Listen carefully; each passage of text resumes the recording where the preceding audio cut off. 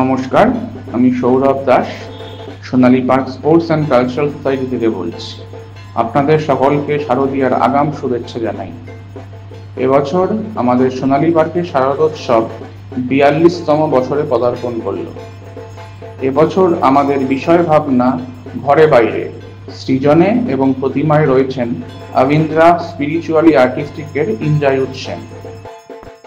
আমাদের দুর্গাপুজোটি Gitanjali metro station নাকতলাতে নেমে হাঁটা পথে ৫ মিনিট, বা আপনারা যারা টালিগঞ্জ হয়ে বাসে ট্রামে আসবেন সেক্ষেত্রে বান্টি ব্রিজ বা রথতলা ব্রিজে নেমেও হাঁটা পথে ৫ মিনিট, এবং আপনারা যারা বাইপাস বা গড়িয়াহাট হয়ে আসবেন সেক্ষেত্রে গড়িয়া মোড়ে নেমে হাঁটা পথে একটু বেশি লাগবে, ১০ মিনিট। আমাদের এবছরের বিষয় ভাবনার যে আবহ সঙ্গীত হয়েছে সেই আবহ সঙ্গীতে গলা মিলিয়েছেন স্বনামধন্য বাচিক শিল্পী এবং 91.9 ফ্রেন্ডস FM এর জনপ্রিয় আরজে রাজা, এবং সাথেও আমাদের পাড়ার কিছু আবাসিকরাও গলা মিলিয়েছে। আমাদের এবছর শারদোৎসব শুরু হতে আর মেরে গেটে ১৫-১৬ দিন বাকি।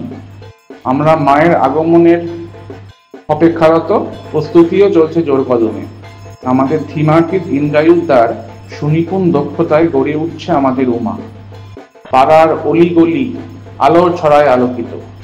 পাড়ার ক্লাব ঘর থেকে ছোট ছোট ছেলে মেয়েদের নাচ গানের আওয়াজ ভেসে আসছে। পাড়ার রূপ রস গন্ধ এখন শুধুই পুজোময়। আমাদের এই বছরের ৪২তম শারদোৎসবের শুভ সূচনা হবে তৃতীয়ার দিন, অর্থাৎ ২৫শে সেপ্টেম্বর বৃহস্পতিবার বিকেল ৫:০০টায়। আমাদের এই বছর শারদোৎসবের শুভ উদ্বোধন করবেন পশ্চিমবঙ্গ সরকারের ভারপ্রাপ্ত মন্ত্রী, যুব কল্যাণ, ক্রীড়া ও বিদ্যুৎ দপ্তর এবং আমাদের টালিগঞ্জ বিধানসভার বিধায়ক শ্রী অরূপ বিশ্বাস মহাশয়। সেদিন বিকেল ৬টা থেকে জনসাধারণের জন্য আমাদের মণ্ডপ খুলে দেওয়া হবে। আমরা গত ৩ বছর ধরে এই থিম পুজোর মানচিত্রে একটু একটু করে অগ্রসর করছি। আমরা এই বছর প্রথমবারই এই ওপিনিয়ন টাইমস যুব কল্যাণ শারদ সম্মানে নাম নথিভুক্ত করছি। আশা রাখি আমাদের এই বছরের প্রয়াস আপনাদের সবার ভালো লাগবে। সবাই আসবেন। ধন্যবাদ।